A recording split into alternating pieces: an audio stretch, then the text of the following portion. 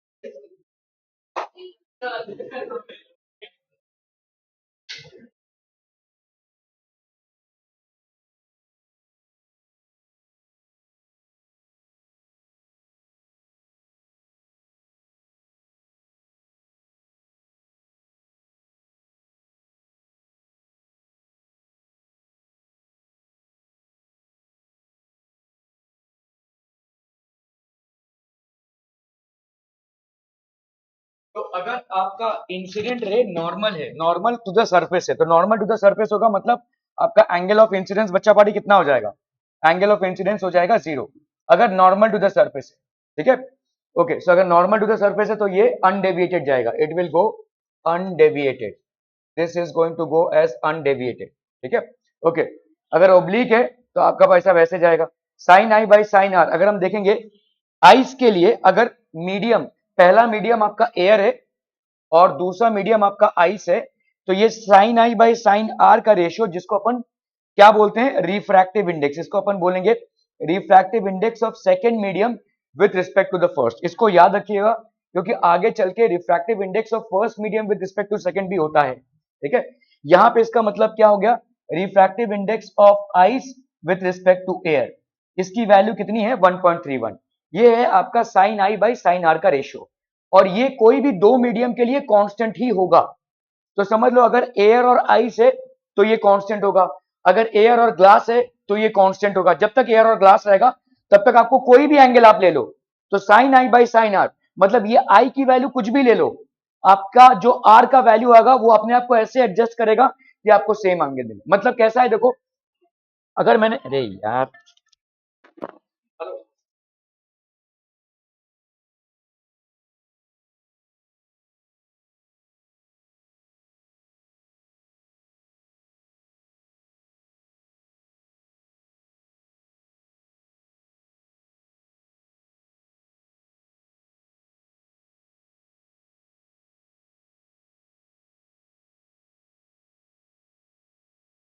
भाई साहब ये बताइए, ये जो मैं मैसेज भेजता हूँ आपको, इसमें आप लोग टैप नहीं करते हो क्या? तुम उस दिन आए थे वैसा, टैप नहीं करोगे तो वो वाला मैसेज तो थोड़ा तो दिमाग लगाओ यार, उसको टैप तो करना पड़ेगा ना। अभी कोई वो प्राची गोवारी की मम्मी ने फोन किया कि आपका तो 5 बजे क्लास है, तो भाई इतना तो करना पड़ेगा ना यार। हैंडीकैप है क्या हम भाई साहब हैं, उंगलियां नहीं चलती हैं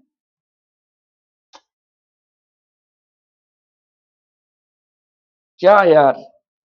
ये दूसरी या तीसरी बार हो रहा है और इसी बैच के साथ हो रहा है। ये बैच के लोग भाई साहब घर में खाना ही खाते हैं ना कि कुछ और खाते हैं? हाँ ये देखो 5 PM साइंस दिख रहा है, तो 5 PM हम तो 5 बजे आएंगे। अरे यार टैप तो करो उसमें, 3:30 से 5 है, खाना ही खाते हैं ना आप लोग घर में, और कुछ इस चीज का सेवन तो नहीं कर रहे हैं।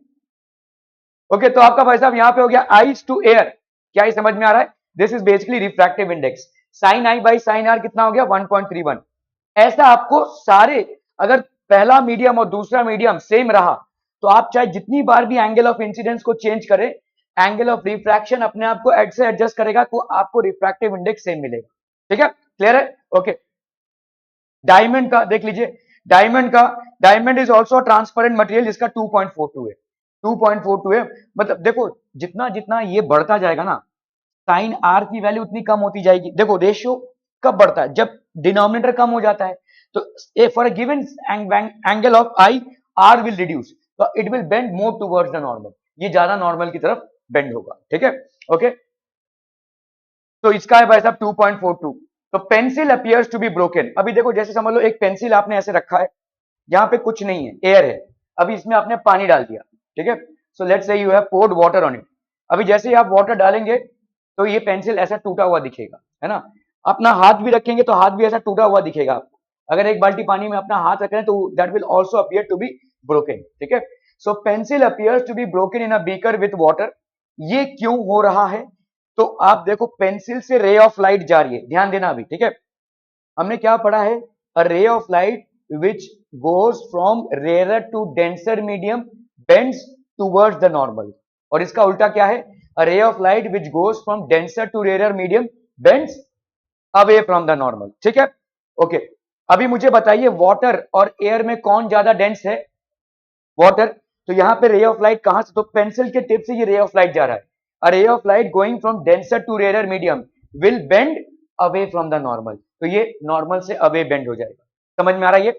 देखो ये गया ऐसे, तो ये हो गया अभी आपका एंगल ऑफ इंसिडेंस और ये हो गया आपका एंगल ऑफ रिफ्रैक्शन। ठीक है, अगेन यहां से हमने एक और रे ऑफ लाइट लिया, मतलब हम अपनी आंखों से देख रहे हैं ना, तो ये आपका एंगल ऑफ इंसिडेंस है and this will B angle of refraction. तो लेट्स से ये I1 है, ये R1 है, I2 है, R2 है। क्या ये समझ में आ रहा है? तो यहाँ पे अभी देखो इमेज कैसा बनेगा। भाई साहब आप इसको आगे ले जाएं। ठीक है, तो ये इमेज ऐसे बनेगा भाई साहब। ठीक है, सो इसका मतलब आपका जो इमेज बन रहा है, ये इमेज कैसे बनेगा। तो now this is the apparent position, यहां पे हमको लग रहा है कि this is how it is form, और ये इसका है एक्चुअल पोजीशन। ठीक है, एपरेंट पोजीशन एक्चुअल पोजीशन क्यों हो रहा है? क्योंकि बेंडिंग ऑफ लाइट हो रही है। क्यों हो रहा है? क्योंकि light is travelling from one medium to another. ये one medium to another medium वाला चक्कर क्यों हो रहा है? What is the reason? आई निक्षुक, what is the reason? Bending of light का रीजन क्या है? ये सेकंड वाला स्विच है ना, सेकंड वाला। हाँ थैंक यू। तो ये बेंडिंग ऑफ लाइट क्यों हो रहा है?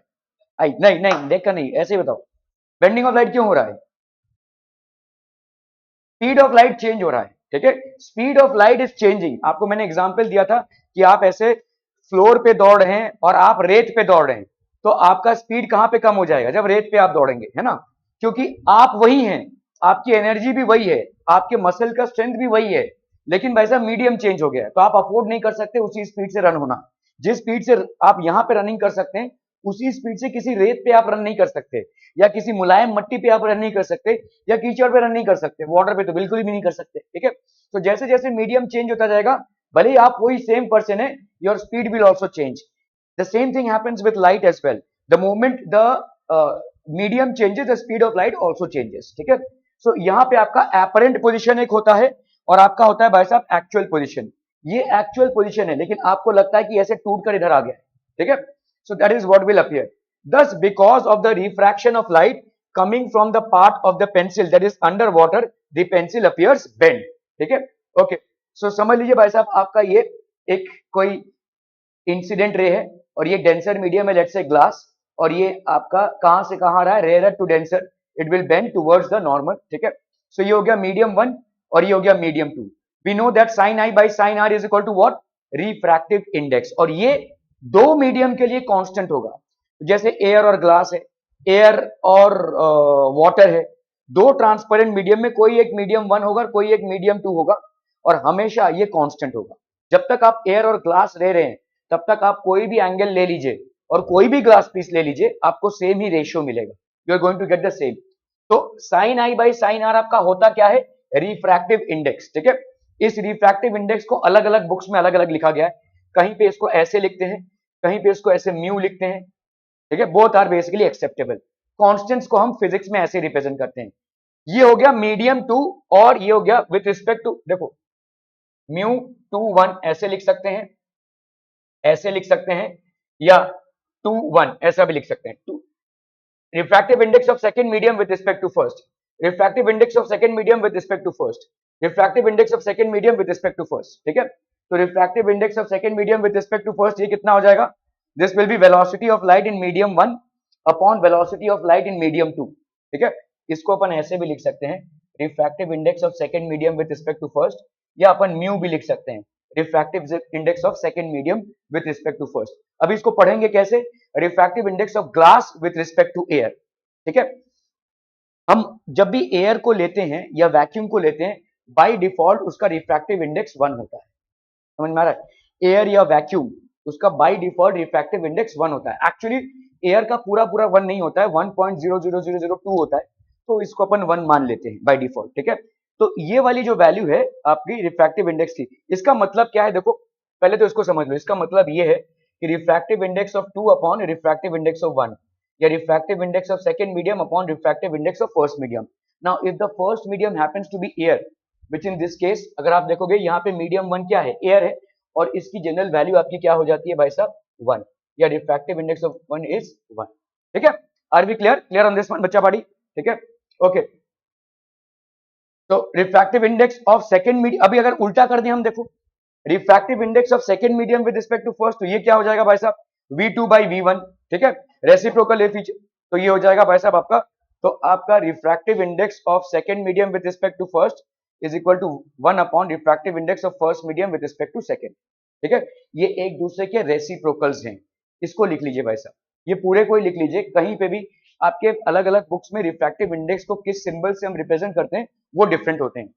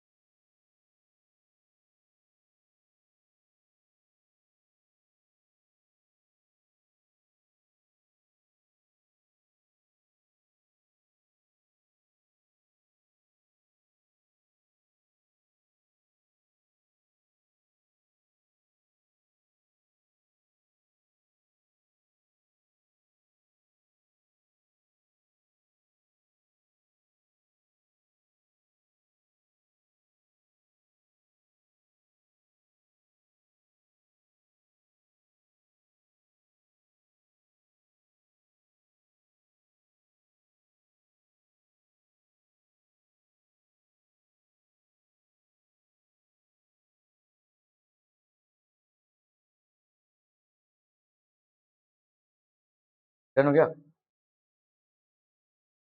फिर से इसको समझ लेते हैं। देखो यहाँ पे आपका sine I by sine r, this is equal to refractive index of second medium with respect to first, ठीक है। तो लेट्स से आपका यहाँ पे है भाई साहब, ये है फर्स्ट मीडियम, ये है सेकंड मीडियम, ये रे ऑफ लाइट आया, ये बना रहा है एंगल आई, ये बना रहा है एंगल आर, ठीक है। तो sine of i by sine r, refractive index of second medium with respect to first, इसको अपन क्या लिखेंगे, velocity of light in medium 2 upon velocity of light in medium 1, ठीक है। Velocity of light in medium 2 upon velocity of light in medium 1, okay. Velocity of light in medium 1 अगर air है तो इसको अपन कभी कभी सी भी लिखते हैं, ठीक है। और सी की वैल्यू क्या होती है, सी की वैल्यू होती है 3 इंटू 10⁸ मीटर पर second, velocity of light in vacuum या एयर अपन ये मान लेते हैं, ठीक है। रिफ्रैक्टिव इंडेक्स ऑफ एयर या vacuum, refractive index of air मान लो या रिफ्रैक्टिव इंडेक्स ऑफ वैक्यूम मान लो, जैसे भी लिखना है इसको, म्यू लिख लो तो म्यू लिख लो, ठीक है। All of this is basically equal to 1, okay. अभी यहाँ पे आपका refractive index of first medium with respect to second, ये क्या हो जाएगा, velocity of light in medium 1 upon velocity of light in medium 2। तो refractive index of second medium with respect to first is equal to refractive index of first medium with respect to second, ठीक है, clear है, okay. Are we clear on this one बच्चा पार्टी, okay, absolute refractive index, the absolute refractive index means first medium is vacuum, इसको लिख लीजिए। absolute refractive index मतलब क्या होता है, फर्स्ट मीडियम आपका वैक्यूम हो गया, The absolute refractive index means that the first medium is vacuum.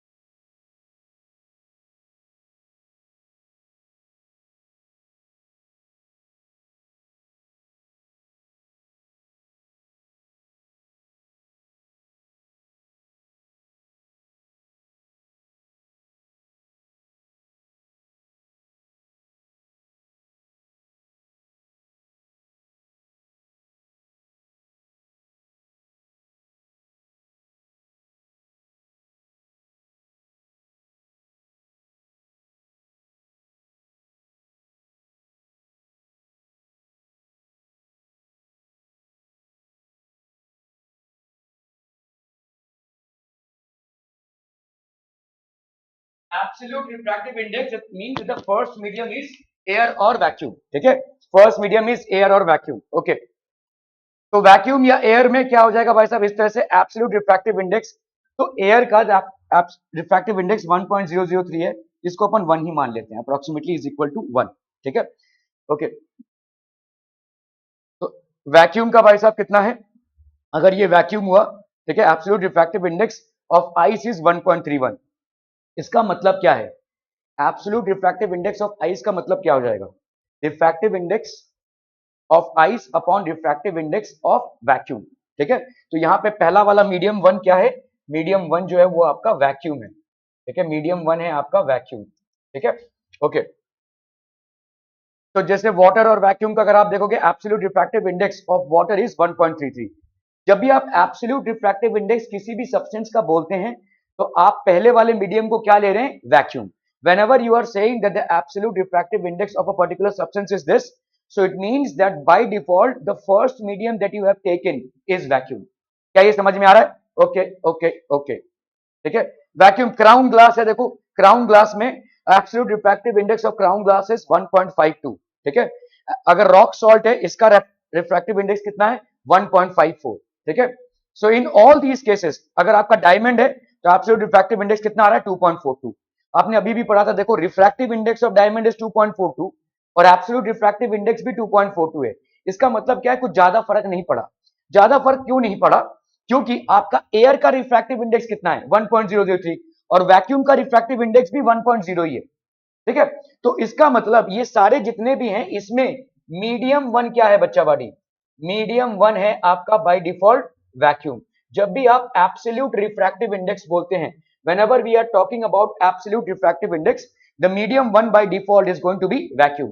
Are we clear to this one? बच्चा बाड़ी समझ में आ रही है, okay okay okay. So refractive index increases, the bending capacity also increases.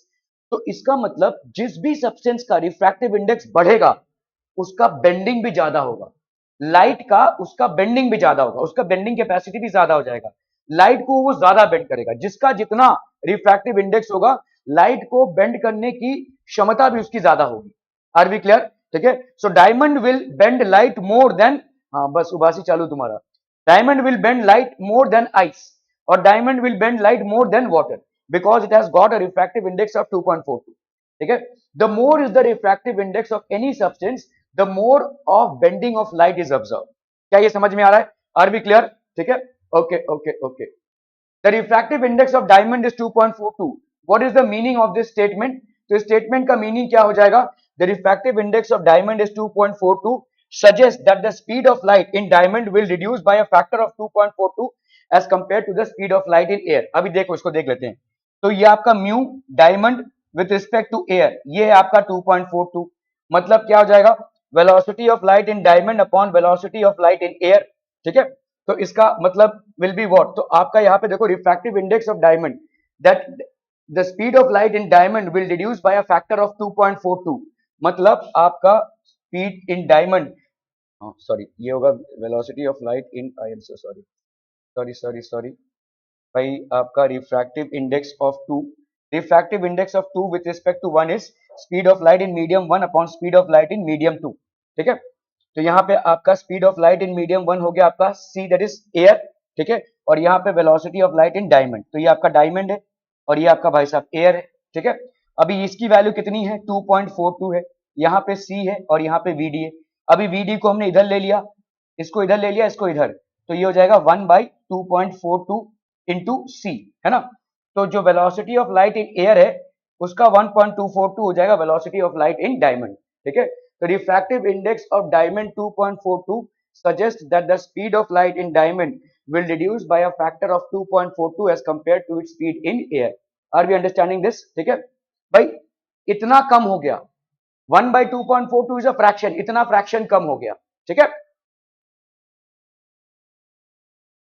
Framing the formula for refractive index, absolute refractive index of air, तो velocity of, तो refractive index of vacuum with respect to air, तो ये कितना हो जाएगा भाई साहब, velocity of light in vacuum upon velocity of light in air, ठीक है।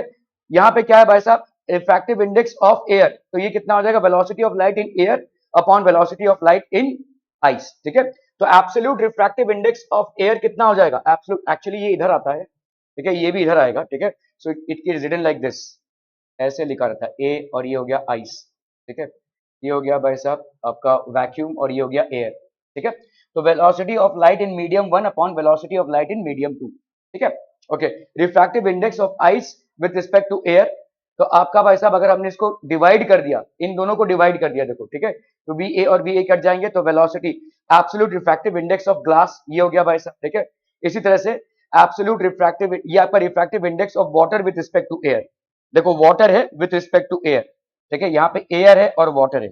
इसी तरह से अगर ऑयल है तो रिफ्रैक्टिव इंडेक्स ऑफ ऑयल, ठीक है, velocity of light in air upon velocity of light in oil, तो ये क्या हो जाएगा, refractive index of oil with respect to air, ठीक है। देखो यहाँ पे ऑयल है, refractive index of oil with respect to air, तो velocity of light in air upon velocity of light in oil. Refractive index of water with respect to air, refractive index of glass with respect to air, ऐसा होगा, ठीक है। Okay, तो formula देखो भाई साहब, यहाँ पे क्या है, अगर सेकंड मीडियम है, सेकंड मीडियम ये वाला आपका एक्चुअली इधर रहता है, ठीक है, विथ रिस्पेक्ट टू फर्स्ट, इसको ऐसे भी लिख सकते हैं हम, this is velocity of medium one upon velocity of medium two, इसको अपन म्यू टू वन ऐसा भी लिख सकते हैं, ठीक है। Refractive index of second medium with respect to first will be equal to velocity of light in medium one upon velocity of light in medium two. बहुत सिंपल, अगर हमारा यहाँ पे वाटर है और यहाँ पे एयर हो, तो आपका भाई साहब यहाँ पे क्या हो जाएगा, velocity of light in air upon velocity of light in water, ठीक है, क्लियर है। और अपने को ये मालूम है कि n21 this will be equal to refractive index of first medium with respect to second का रेसिप्रोकल, ठीक है। तो इन्हीं पे सवाल बनते हैं, सिंपल सा भाई साहब आपका फॉर्मूला है, ठीक है, इन दोनों पे सवाल बनते हैं, velocity of light in first medium, velocity of light in second medium. Important points, if the first medium is not mention, अगर किसी जगह पे आपको फर्स्ट मीडियम नहीं दिया हुआ है और बोल दिया गया है कि refractive index of glass is 1.3, तो फर्स्ट मीडियम बाय डिफॉल्ट क्या हो जाएगा, एयर, और एयर का रिफ्रैक्टिव इंडेक्स कितना होता है, 1, ठीक है। Okay, so if the first medium is vacuum then the refractive index of second medium is called absolute refractive index, ठीक है। अच्छा, इसको अगर तो absolute refractive index बोलेंगे। और थर्ड है for solving numerical, velocity of light is equal to velocity, तो वेलोसिटी ऑफ लाइट इन जो एयर होता है वही होता है velocity of light in vacuum, और ये होता है 3 × 10⁸ मीटर पर सेकेंड, ठीक है। ओके, तो जैसे आपका भाई साहब यहाँ पे है refractive index of second medium with respect to first, जिसको अपन ऐसे भी लिखते हैं 2 1, ठीक है, ये 1 बेसिकली इधर भी लिख सकते हैं, ये हो जाएगा आपका क्या, refractive index of second medium upon refractive index of first medium, जिसको अपन क्या लिखते हैं, velocity of light in medium 1 upon velocity of light in medium 2। अभी इसका रेसिप्रोकल क्या हो जाएगा, this will be refractive index of first medium with respect to second, ठीक है, velocity of light in medium 1 upon velocity of light in medium 2। Are we clear on this one, क्या ये समझ में आ रहा है, ठीक है। Refractive index has got no units, क्योंकि ये रेशियो है, sine I by sine are का रेशियो है, so it has got no units, इसके कोई यूनिट्स नहीं होंगे, ठीक है। चलिए भाई साहब इस सवाल को करने की कोशिश कीजिए जरा फटाफट, क्विक क्विक जल्दी एवरीवन।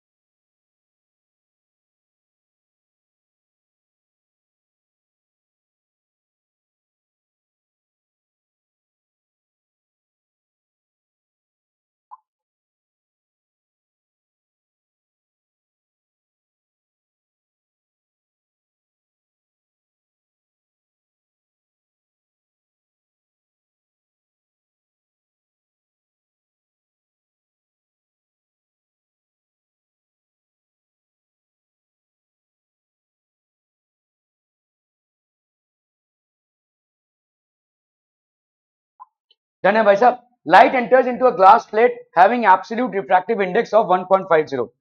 तो वो ग्लास प्लेट का एब्सोल्यूट रिफ्रैक्टिव इंडेक्स मतलब refractive index of glass with air बोला है, विद वैक्यूम बोला है। एब्सोल्यूट रिफ्रैक्टिव इंडेक्स मतलब भाई साहब वैक्यूम बोला है, ठीक है। दिस इज इक्वल टू 1.50, ये दिया हुआ है आपको। What is the speed of light in glass?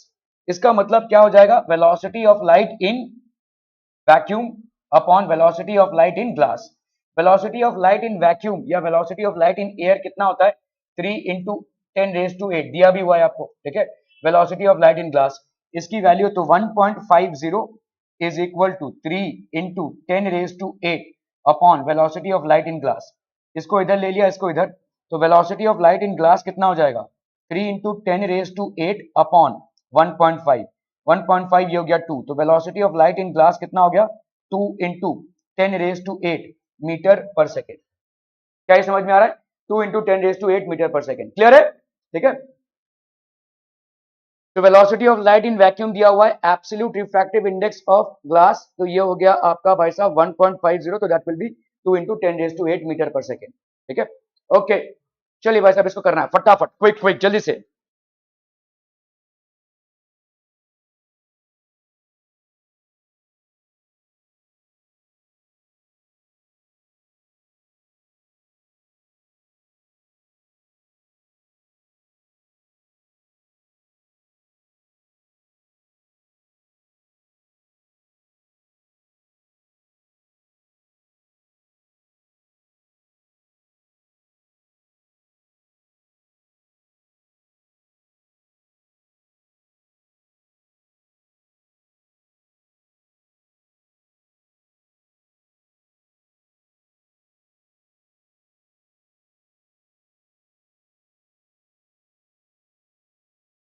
हो गया डन है।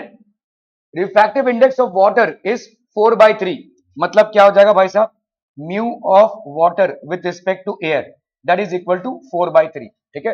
And the speed of light ये क्या हो जाएगा, this will be equal to velocity of light in air upon velocity of light in water. Velocity of light in air दिया हुआ है कितना है, 3 into 10⁸ velocity of light in water आपको निकालना है, वेलोसिटी या स्पीड एक ही बात होगी, ठीक है। तो ये 4/3 इज इक्वल टू दिस, तो 4/3 is equal to 3 into 10⁸ upon velocity of water. इसको इसके साथ मल्टीप्लाई कर दो, इसके साथ, तो 4 into velocity of water is equal to 3 into 3 into 10⁸, तो 9 into 10⁸, 4 into velocity of water. Velocity of water कितना हो जाएगा, 9 इंटू 10⁸ अपॉन 4, ठीक है, ये हो गया आपका इंटू 10⁻8, 4 1 = 4, 4 2 = 8, ये हो गया 4 और ये हो गया आपका 9, 4 2 = 8, यहाँ पे पॉइंट आ गया 4 2 = 8, 4 5 = so this will be how much 2.25 into 10⁸8 meter per second. So speed of light in water is 2.25 into 10⁸8 meter per second. ठीक है, ये हो जाएगा भाई साहब आपका speed of light in water. So this is going to be 2.25 into 10⁸8. The speed of light in water is this much. ठीक है, ओके ओके ओके, चलिए भाई साहब इसको करना है फटाफट, क्विक क्विक.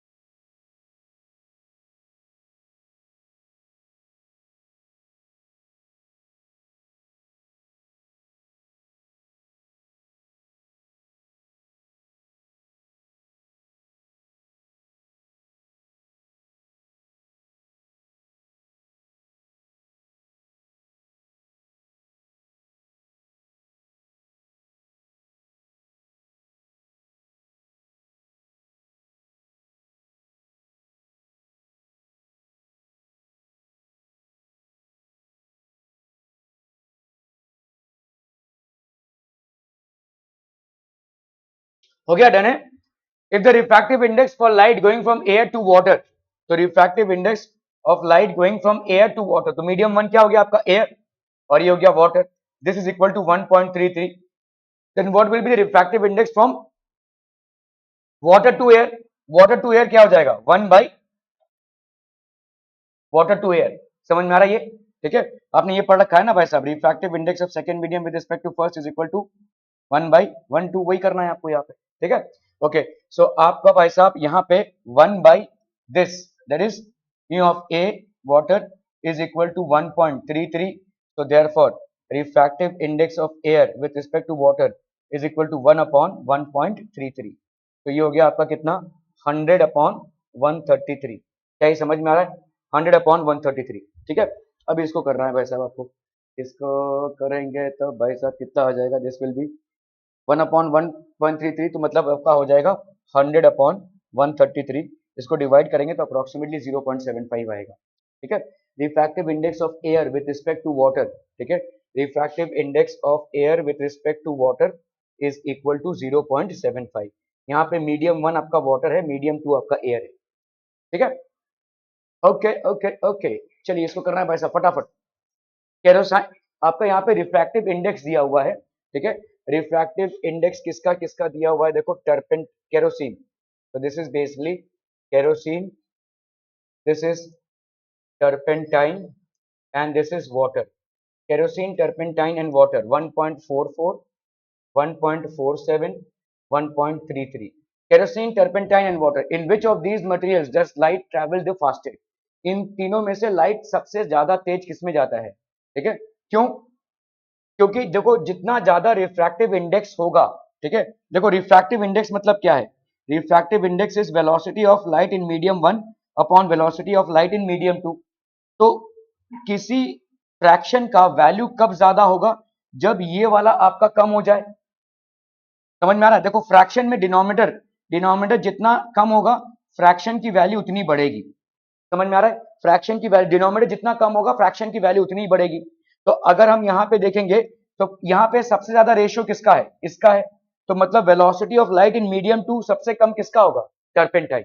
यहाँ पे आपसे क्या पूछा है, सबसे ज्यादा, तो इसका मतलब सबसे कम वेलोसिटी किसका होगा, टर्पेंटाइन का. ठीक है, velocity of light, velocity of light in turpentine, ये हो गया velocity of light in turpentine.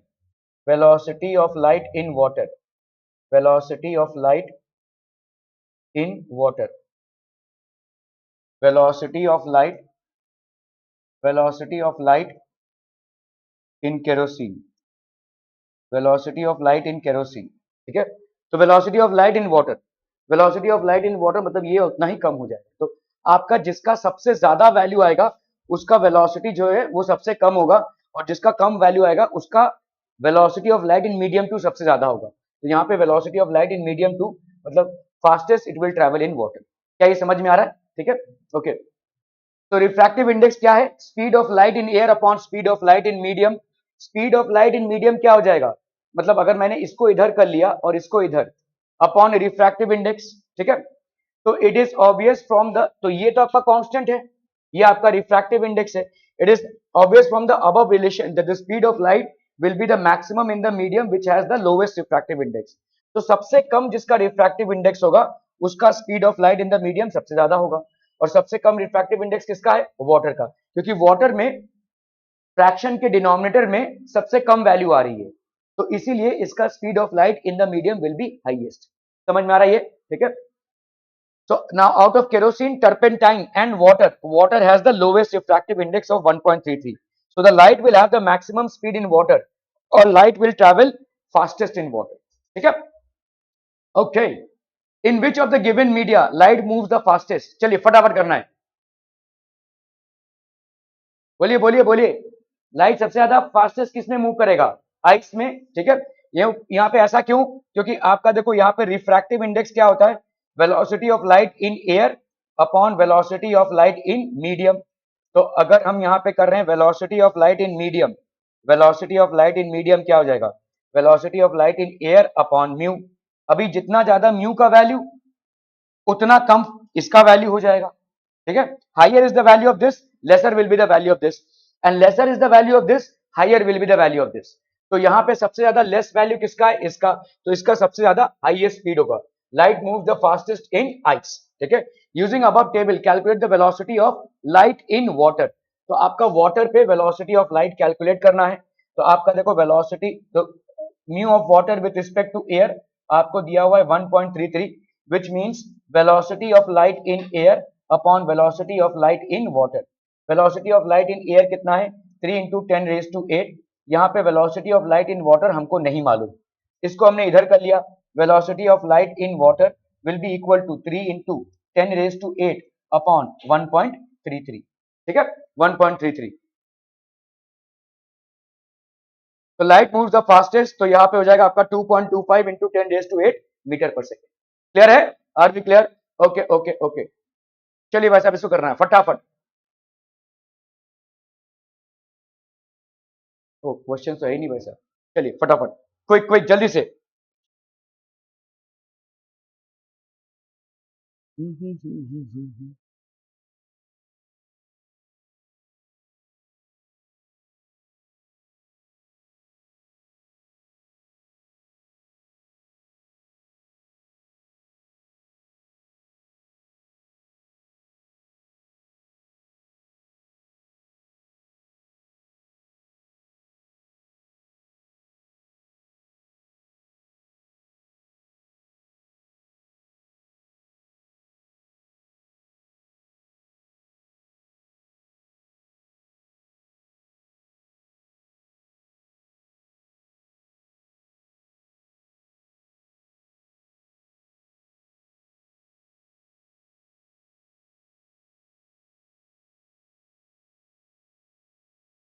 Done है? देखो यहाँ पे क्या है, the path of light passing from air to different media 60 degree, 30 degree, 60 degree, 45 degree और 60 डिग्री, 40 डिग्री, ठीक है। For given angle of incidence is shown, study the diagrams. Which of the media A B and C has the maximum optical density? जिस medium का जितना ज्यादा optical density होगा, जितना ज्यादा डेंसिटी होगा उसका बेंडिंग भी उतना ही ज्यादा होगा। सब में 60 डिग्री का एंगल है, बेंडिंग सबसे ज्यादा किस में हो रहा है? Which is the showing the highest bending? A, ठीक है। सो इसमें क्या हो जाएगा भाई साहब? ए, ठीक है। The medium with highest optical density, the medium with highest optical density will show the maximum bending. The medium with highest optical density will show the maximum bending, ठीक है। Which of the media A, B and C has the maximum optical density? So medium A has the maximum optical density. Through which of the three media will the speed of light be maximum? Speed of light maximum कैसे होगी भाई साहब? अभी देखो speed of light, ठीक है, ये क्या होता है? Refractive index, this is equal to sine I by sine r, ठीक है। This is equal to velocity of light in air upon velocity of light in medium, ठीक है। तो अभी कर लो भाई साहब, यहाँ पे velocity of light in medium क्या हो जाएगा? Into sine i will be equal to velocity of light in air, ठीक है, अपॉन इनटू साइन आर, है कि नहीं? समझ में आ रहा है? वैसे क्रॉस मल्टीप्लाई किया है हमने, है ना। Velocity of light in medium into sine i will be equal to velocity of light in air into sine r. तो velocity of light in medium कितना हो जाएगा? Velocity of light in air into sine of r upon sine of आई।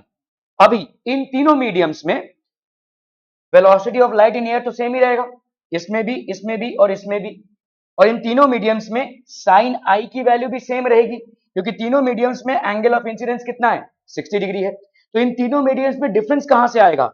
इस वाले value से आएगा। तो जिसका आर ज्यादा उसका velocity of light in the medium ज्यादा। तो यहाँ पे आर किसका ज्यादा है भाई साहब? आर इसका ज्यादा है, तो velocity of light in medium B will be the highest. समझ में आ रहा है भाई साहब? Velocity of light in medium B will be the highest. देखो फिर से देख लो, रिफ्रैक्टिव इंडेक्स क्या होता है? Sine I by sine r, that will be velocity of light in air upon velocity of light in medium. Velocity of light in medium into sine i will be velocity of light in air into sine r, ठीक है। तो velocity of light in medium will be equal to velocity of light in air into sine r by sine i. Velocity of light in air तीनों में same, well sign आई की value तीनों में same. जो difference आ रहा है वो कहां से आ रहा है भाई साहब? इस साइन आर से आ रहा है, ठीक है। तो यहाँ पे साइन आर की वैल्यू ज्यादा, तो वीएम की वैल्यू भी ज्यादा भाई साहब। क्या ये समझ में आ रहा है? Will the light travelling from A to B bend towards और away from the normal? A to B, अभी बताइए ए टू बी, तो ओके, बताइए ए और बी में ज्यादा डेंसर कौन है? ए और बी में ज्यादा डेंसर कौन है? ए क्यों? क्योंकि इसकी ज्यादा बेंडिंग हो रही है ना। ओके, तो अभी आपने एयर और इसको दोनों को हटा दिया, अभी आपने क्या रह दिया? मीडियम ए रखा और मीडियम बी। ये मीडियम ए है और मीडियम बी। तो मीडियम ए और मीडियम बी अगर रखा है तो इनमें से डेंसर ज्यादा कौन हो गया? अभी तो बोला ए। ओके, तो light is travelling from denser to rarer, दिमाग लगाओ, light is travelling from denser to rarer. जब light denser to rarer travel करता है, ठीक है, तो वो अवे फ्रॉम नॉर्मल होता है, टूवर्ड्स द नॉर्मल होता है, away from the normal. So light will bend away from the normal. क्या ये समझ में आ रहा है? ठीक है, light will bend away from the normal. क्या ये समझ में आ रहा है भाई साहब? अवे फ्रॉम द नॉर्मल, ठीक है, light will bend away from the normal. तो आंसर sin 30 sin 40। सो आपका refractive index of A is highest, medium A has maximum optical density, speed of light will be maximum in the medium B of lowest refractive index, as this is greater than this, light traveling from A to will bend to away from the normal. Are we absolutely clear on this one बच्चा बाड़ी? ठीक है, ये क्या हो गया? Thank you कैसे हो गया? अरे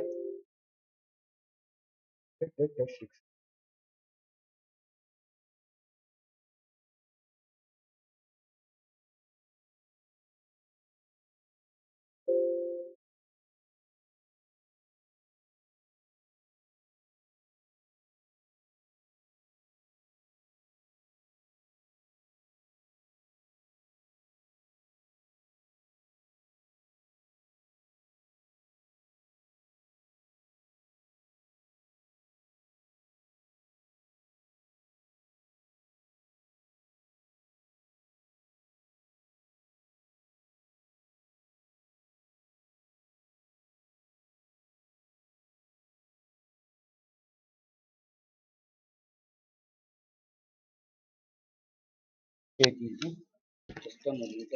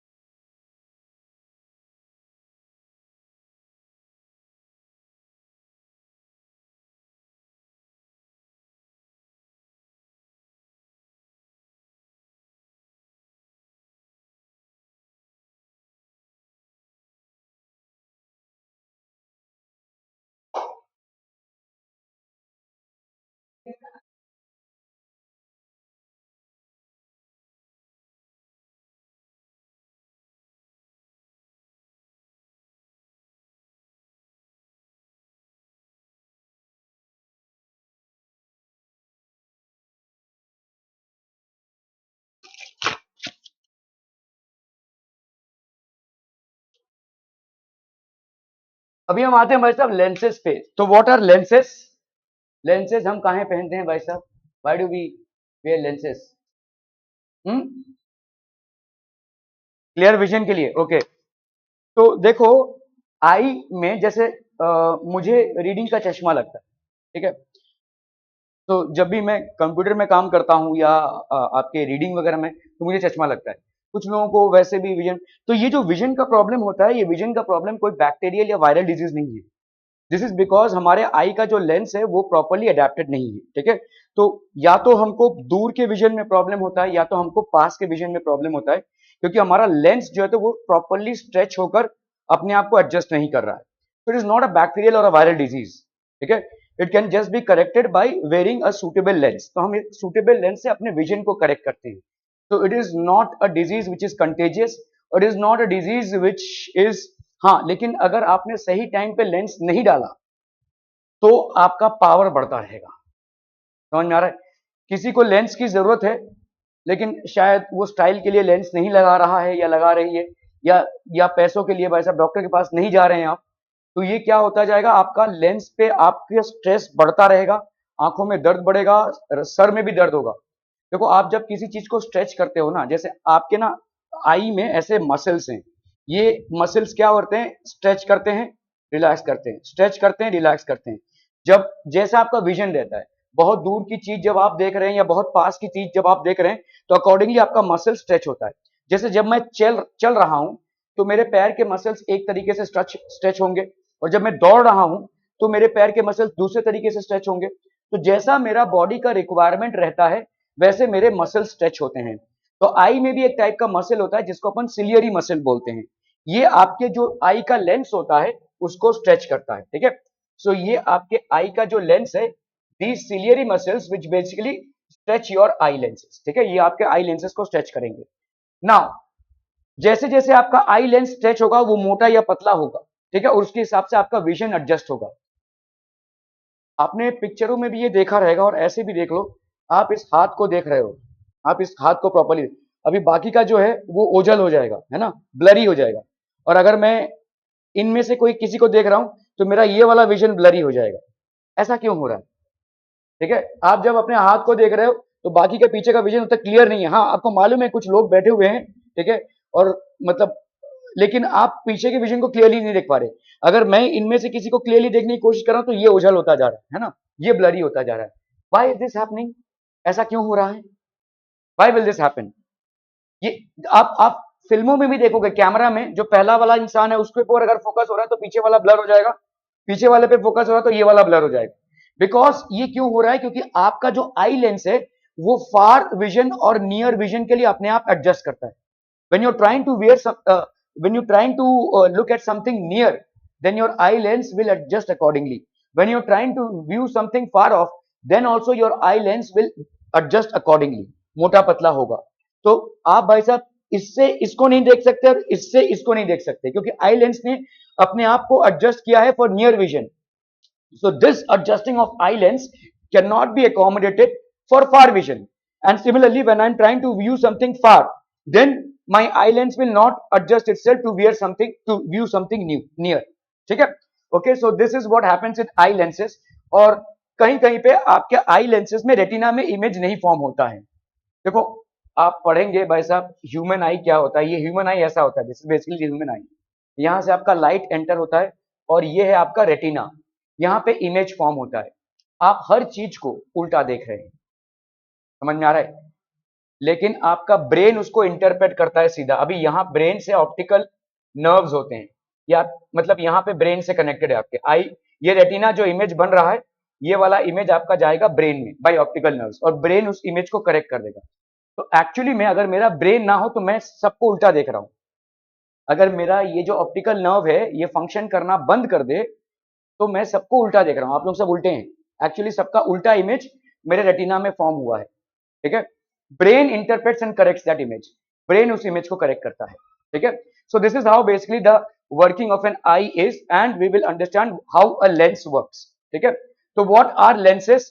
तो आपके जो कॉन्टैक्ट लेंसेज होते हैं, या स्पेक्टिकल्स जो होते हैं, या भाई साहब मैग्नीफाइंग लेंसेज जो होते हैं, these are different types of lenses which we use to view, ठीक है। तो आपका बाइनोकुलर्स हो गया, माइक्रोस्कोप हो गया, टेलीस्कोप हो गया, ठीक है। A lens is a transparent medium bound by two surfaces. तो दो सर्फेसेस के बीच में एक ट्रांसपेरेंट मीडियम जब होता है तो उसको अपन बोलते हैं लेंस, ठीक है। अभी देखो जैसे ये एक बाउंड्री है, इसके अंदर क्या है भाई साहब, ग्लास है, या ये एक है, तो दिस इज बेसिकली ग्लास, ठीक है, विच इज इन बिटवीन। इसको लिख लीजिए भाई साहब।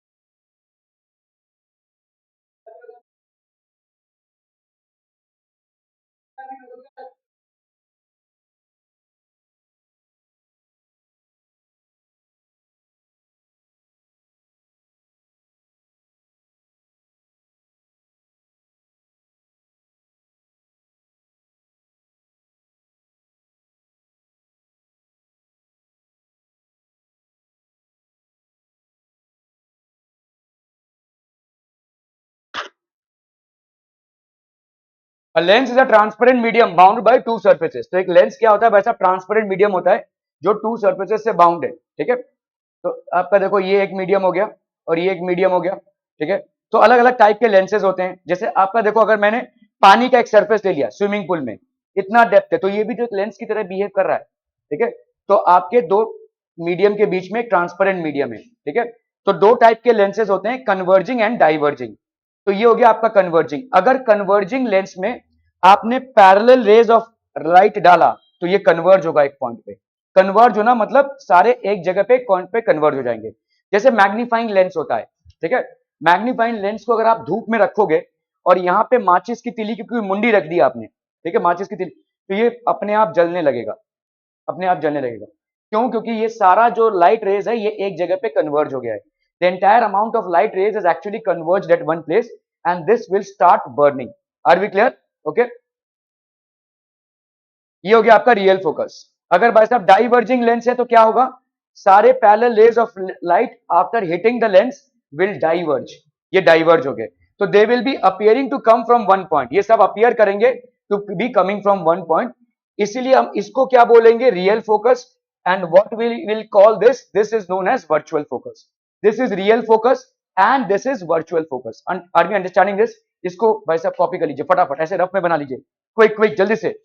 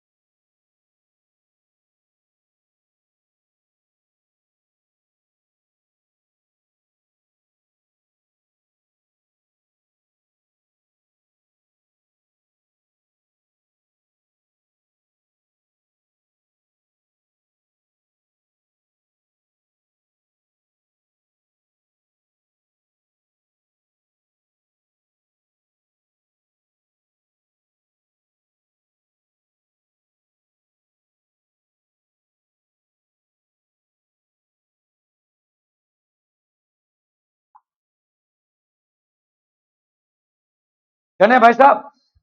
रियल फोकस और virtual focus, are we clear? Clear clear, okay okay okay. तो रियल, अभी देखो आपने पढ़ा था आपके मिरर्स में रियल और वर्चुअल क्या होता है। जो मिरर के पीछे बनता है वो होता है आपका वर्चुअल, और जो मिरर के सामने बनता है वो होता है रियल। यहाँ पे अगर आप देखो कि उल्टा है, ठीक है। जो लेंस के पीछे बनता है वो रियल है, और जो लेंस के सामने बन रहा है वो, मतलब जिस तरफ से इंसिडेंट रे आ रहा है, अगर उस तरफ से आपका फोकस बन रहा है तो इसको अपन बोलेंगे वर्चुअल। और जिस तरफ से इंसिडेंट रे आ रहा है अगर उसके ऑपोजिट साइड पे बन रहा है तो उसको अपन बोलेंगे रियल। आपके मिरर्स में उल्टा था, ये मिरर है, अगर पीछे बन रहा है इमेज तो उसको अपन बोलेंगे वर्चुअल, या पीछे कोई भी चीज होगी तो उसको अपन वर्चुअल बोलेंगे, चाहे फोकस हो चाहे आपका भाई साहब इमेज हो, ठीक है। लेंसेज में उल्टा है। Okay okay okay okay. So convex lens क्या है भाई साहब? अ कर्व आउटवर्ड्स, इसको अपन बोलेंगे कॉन्वेक्स, ठीक है। कॉन मतलब होता है भाई साहब अ कर्व, और वेक्स होता है भाई साहब आउटवर्ड्स। तो ये कॉन मतलब हो गया कर्व, और किस तरफ कर्व है भाई साहब? आउटवर्ड्स की तरफ, बाहर की तरफ कर्व है, ठीक है। कॉनकेव मतलब क्या हो जाएगा? कॉन हो गया अगेन कर्व, केव, केव मतलब आप जानते हो ना, गुफा जिसको हम बोलते हैं, तो अंदर की तरफ, ठीक है। गुफा के अंदर जा रहे हैं हम, ये बोलते हैं ना, ठीक है। सो ये हो गया आपका कॉनकेव। Are we clear? ये हो गया कॉन, कर्व, और ये हो गया आपका इनवर्स। चलिए फटाफट लिख लीजिए इसको भाई साहब, क्विक क्विक।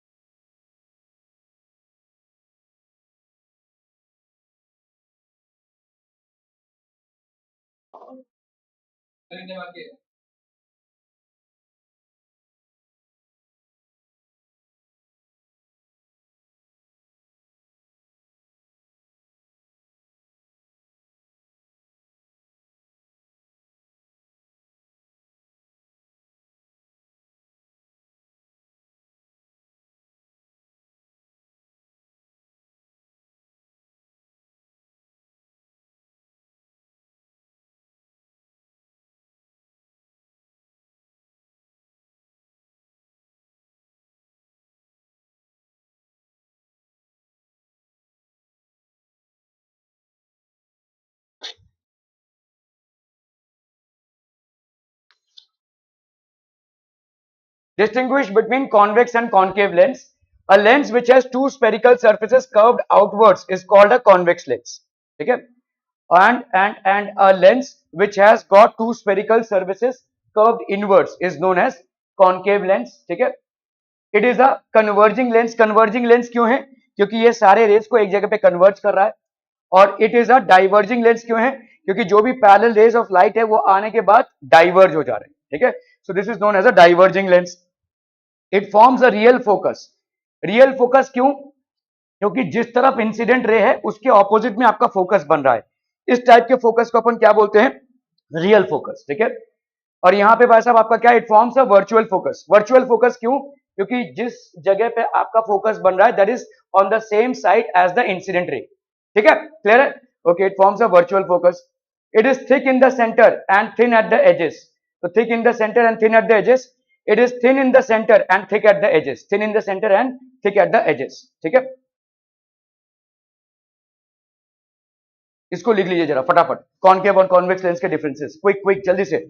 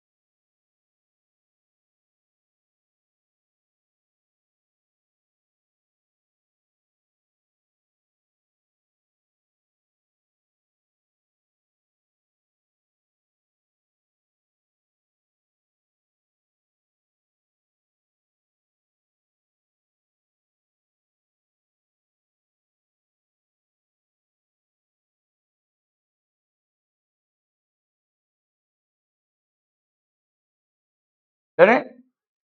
चलिए, ओके, कॉमन टर्म्स, ठीक है। तो आपका देखो ये जो कॉन्वेक्स लेंस बना है, ध्यान से देखो, कॉन्वेक्स लेंस, ठीक है। देखो यहाँ पे ये एक लेंस है जिसको अपन बोल से वैसे कन्वर्जिंग या कॉन्वेक्स लेंस है ना। ये कैसे बना रहेगा, ये वाला पार्ट कहां से आया, किसी स्फीयर से, और ये वाला पार्ट कहां से आया, किसी दूसरे स्फीयर से। देखो एक्चुअली में क्या होता है, जो एक्चुअल लेंसेज होते हैं वो अलग अलग स्फीयर से बनते हैं, और अलग अलग स्फीयर से बनने के चलते उनका रेडियस अलग अलग होता है, R1 और R2, ठीक है। उनका फोकस भी अलग अलग होगा, F1 और F2, ठीक है। अभी यहाँ पे देखो, जैसे आपके कोर्स में क्या है, आपके कोर्स में दोनों भी रेडियसेस सेम है, both the radiuses are the same, ठीक है। ये हो गया भाई साहब आपका कॉमन टर्म्स, ओके। सो ये हो गया आपका C1, ये हो गया आपका C2, ठीक है। ये आपका हो गया, देखो the centers of the spheres whose parts form surfaces of the lenses are called the center of curvature of the lenses। तो आपका भाई साहब ये लेंस है, ये एक स्फीयर है, इसका सेंटर C2 है, ये एक स्फीयर है, इसका सेंटर C1 है। इस पूरे हिस्से को काट दिया गया है, इस पूरे हिस्से को काट दिया गया है, ये बन गया आपका लेंस। तो वो स्फीयर जिसका ये सेंटर है, तो C1 और C2 क्या हो गए आपके सेंटर्स। यहां पे भी देखो ये दोनों ये टच नहीं हो रहे हैं, तो अभी हमने क्या किया है भाई साहब, इनसे भाई साहब एक लेंस बना लिया। तो ये एक सेंटर C1 और ये एक सेंटर C2, तो this is basically forming a concave lens, ये आपका कॉन्वेक्स लेंस। तो इसको लिख लीजिए, सेंटर ऑफ कर्वेचर होता क्या है, the centres of the spheres whose parts form the surfaces of the lenses, the centers of the spheres whose part form the surfaces of the lenses are called the center of curvatures of the lenses।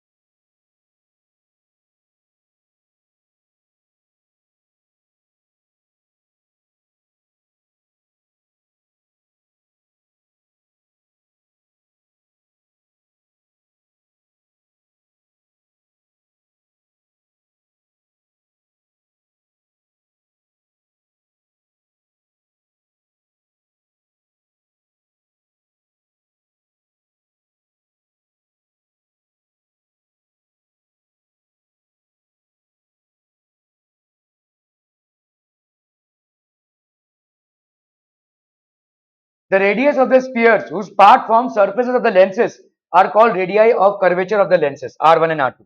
तो ये आपके radiuses हैं, ठीक है। The radius of the spheres whose part form the surfaces of the lenses are called the radii of curvatures of R1 and R2। इसको भी लिख लीजिए फटाफट। तो मतलब देखो सेंटर C1 है of the first sphere, centre C2 of the second sphere, ये जो रेडियसेस हैं उनको अपन क्या बोलेंगे, the radiuses of the spheres whose parts form surfaces of the lenses are called the radii of curvature of the lenses, R1 and R2।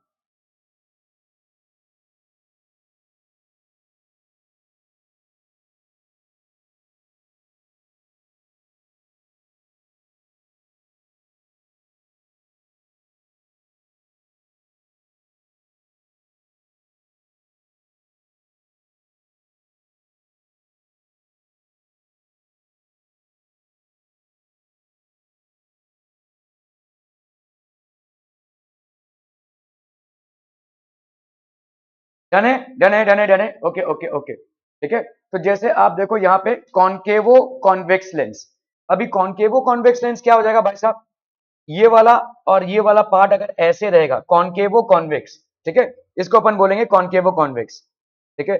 तो ये आपका positive meniscus होगा, ये सब आपके कोर्स में नहीं है खैर, लेकिन कॉन्केवो कॉन्वेक्स इसको अपन बोलेंगे कॉन्वेक्सो कॉन्केव, इसका अगर नेगेटिव मिनिस्कस होगा, ठीक है। तो ये मिनिस्कस से आपको लेना देना नहीं है, आपको यहाँ पे इसको लिख लीजिए भाई साहब, दिस इज नोन एज यार कॉन्केवो कॉन्वेक्स, ठीक है। दिस इस टाइप का सरफेस अगर रहेगा तो इसको अपन बोलेंगे concavo convex, this is known as concavo convex. और अगर आपका सरफेस भाई साहब इस टाइप का रहेगा, ठीक है, this is known as convexo concave. ऐसा सरफेस रहेगा तो इसको अपन बोलेंगे कॉन्वेक्सो कॉन्केव, ठीक है, this is known as convexo concave.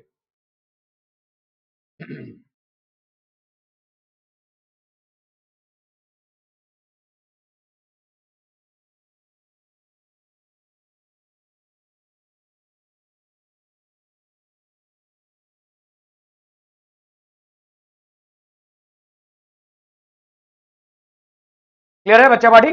Okay okay okay, let's move ahead. So the imaginary line passing through both the centers of curvature is called the principal axis. तो ये देखो इमेजिनरी लाइन क्यों बोल रहे हैं, क्योंकि ऐसा कोई लाइन है नहीं, एक लेंस है. ठीक है, आपको यहाँ पे कोई लाइन दिख रहा है क्या? नहीं ना. ठीक है, तो आप यहाँ पे दो सेंटर्स को ज्वाइन करते हुए जो लाइन इमेजिनरी वाली बनाते हैं उसको अपन क्या बोलते हैं? The imaginary line passing through both the centres of curvature is called the principal axis of the lens. इसको अपन बोलेंगे principal axis. The imaginary line which connects the centers of curvature of passing through both the centers of curvature is called the principal axis of the lens.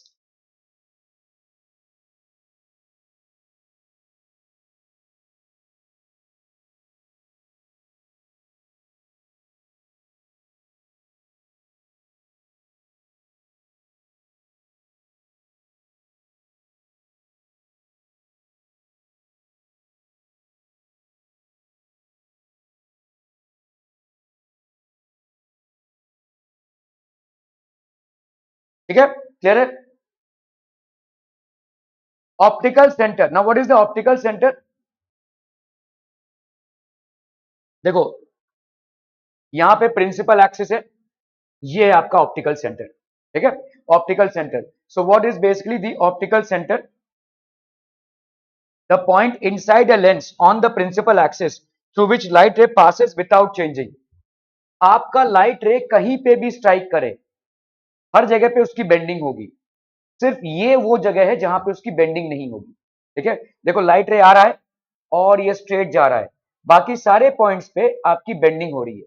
तो that point inside a lens through which no bending happens is known as the optical centre. ठीक है, आपने पढ़ रखा था कि अगर किसी सरफेस पे, अगर किसी रिफ्रैक्टिंग सरफेस पे लाइट ऐसे है तो इसका मतलब यहाँ पे एंगल ऑफ इंसिडेंस अगर है तो आपका रिफ्रैक्शन होगा, लेकिन अगर यही वाला हो जाए तो कोई आपका डेविएशन नहीं होगा.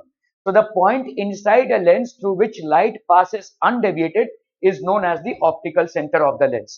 इसको लिख लीजिए भाई साहब फटाफट. The point inside a lens through which light passes undeviated is known as the optical center of the lens.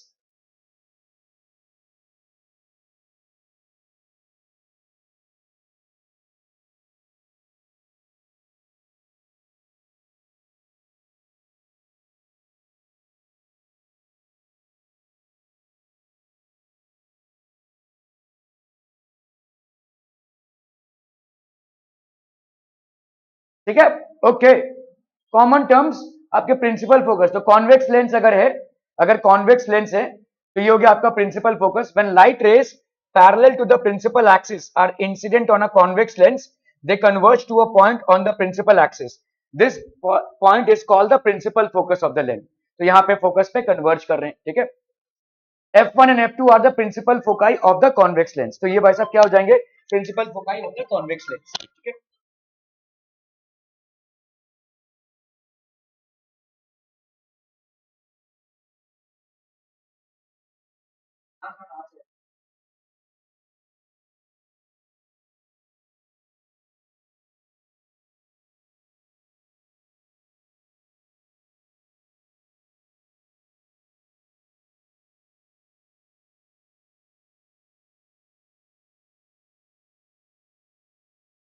ठीक है. So when light rays parallel to the principal axis are incident on a convex lens, they converge to a point on a principal axis. This point is called the principal focus of the lens. F1 and F2. तो आपके F1 और F2 क्या हो जाएंगे भाई साहब? Principal focus. ठीक है, ओके. कॉन्केव लेंस में क्या होगा? When light rays parallel, देखो ये लाइट रेज हैं parallel to the principal axis. When they are incident, they diverge and they appear to be coming from a point which is known as the principal focus. ठीक है, when light rays parallel to the principal axis are incident on a concave lens, they diverge and appear to be coming from a point on the principal axis. This point is called the principal focus of the lens. ठीक है, clear है भाई साहब? इसको लिख लीजिए भाई साहब फटाफट फटाफट.